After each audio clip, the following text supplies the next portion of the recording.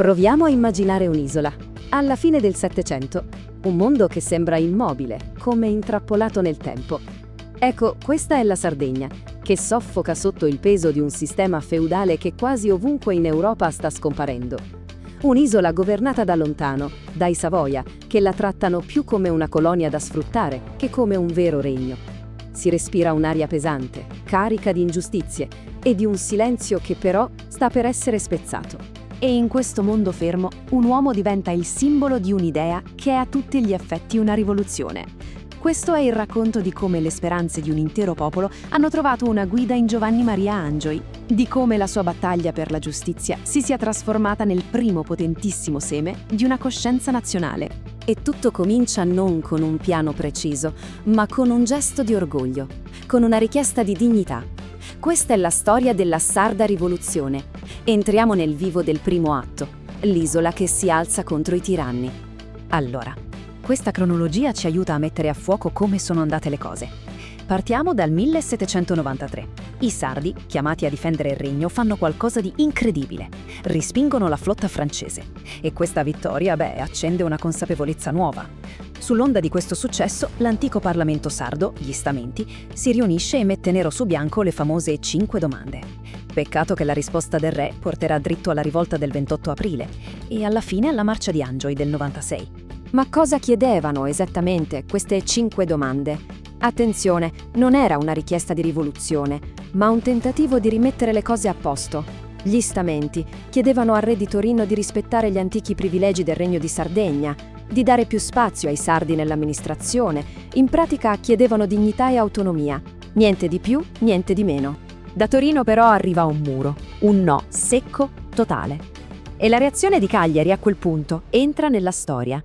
Il 28 aprile del 1794, senza violenza, in modo composto ma fermissimo, il popolo di Cagliari caccia via dall'isola il viceré e tutti i funzionari piemontesi. Quel giorno, oggi, è celebrato come Sa Diede Sa Sardigna, la festa del popolo sardo.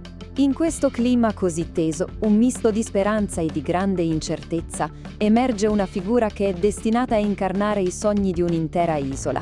Qui comincia la storia dell'uomo della speranza. Ma chi era Giovanni Maria Angioi? È importantissimo capire che non era un agitatore qualunque. Guardiamo un attimo qui. Era un uomo al vertice della società sarda, un giudice, un professore universitario, un intellettuale che leggeva gli illuministi francesi, ma anche un imprenditore che provava a innovare l'agricoltura.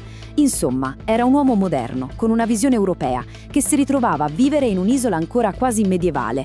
E mentre a Cagliari si discuteva, nel nord dell'isola la situazione era esplosa. Le campagne erano in rivolta. Per calmare le acque, il governo di Cagliari prende una decisione che cambierà tutto. Manda Angioi a Sassari, nominandolo Alternos. Ma che vuol dire Alternos? Di fatto era come un secondo viceré. Aveva pieni poteri per agire in nome del re. In pratica, gli hanno consegnato un potere enorme. Ed è qui che la storia subisce un'accelerazione improvvisa. Quella che doveva essere una semplice missione per riportare l'ordine si trasforma in qualcosa di molto, molto più grande. Diventa una vera e propria marcia per la giustizia. Il Logudoro, nel nord della Sardegna, era una polveriera. Da mesi i villaggi, uno dopo l'altro, con atti pubblici solenni, dichiaravano di non voler più riconoscere i loro feudatari. Migliaia di contadini, di vassalli, si armano contro la tirannia dei baroni. Non è più una semplice protesta, è una vera dichiarazione di libertà. Angioi parte da Cagliari quasi da solo, come un semplice funzionario del re.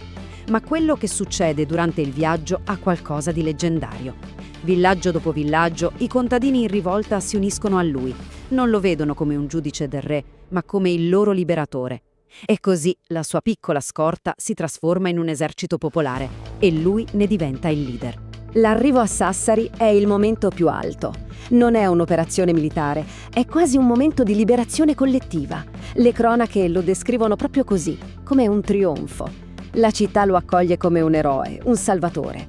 In quell'istante Angioi incarna davvero la speranza di un'intera isola. Ma la storia, si sa, è spesso crudele con i suoi eroi e questo momento di gloria è destinato a finire molto presto.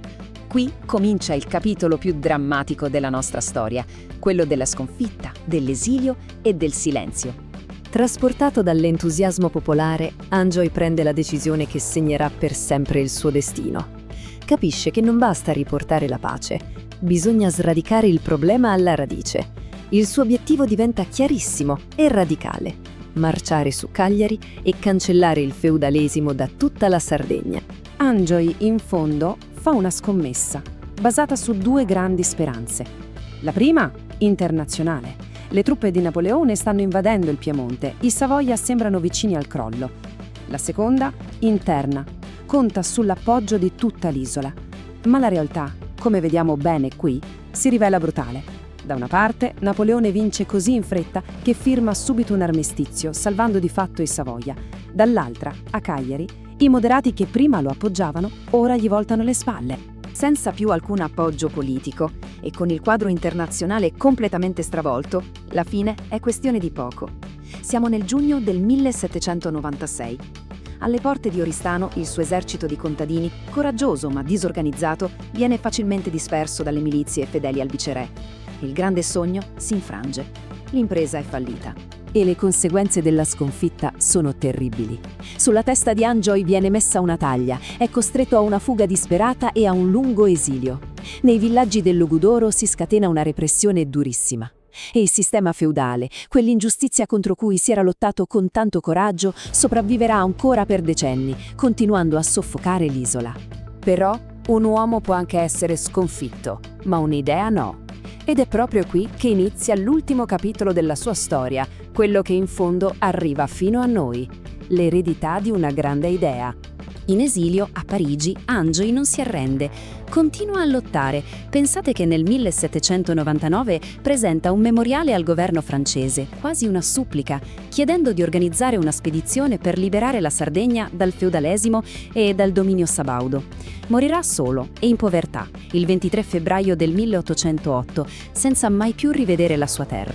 Il Consiglio regionale della Sardegna ha riassunto la sua vita con queste parole. Parole che pesano come macigni.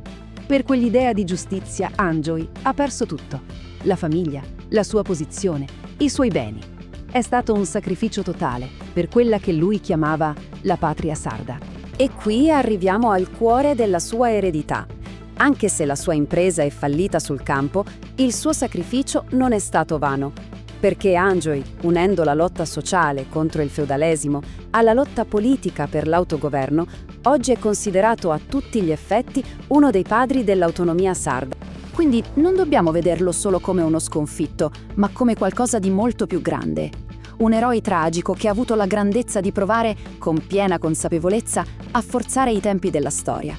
Ha cercato di portare la sua isola nel futuro prima che fosse pronta, ha provato a volare e, anche se è accaduto, ha fatto vedere a tutti che si poteva immaginare un cielo diverso.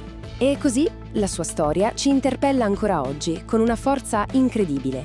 Il suo sacrificio non è soltanto un racconto da libro di storia, è una domanda aperta, una domanda sulla dignità, sull'autogoverno, sul prezzo della libertà e sul significato di essere un popolo, oggi, in Sardegna.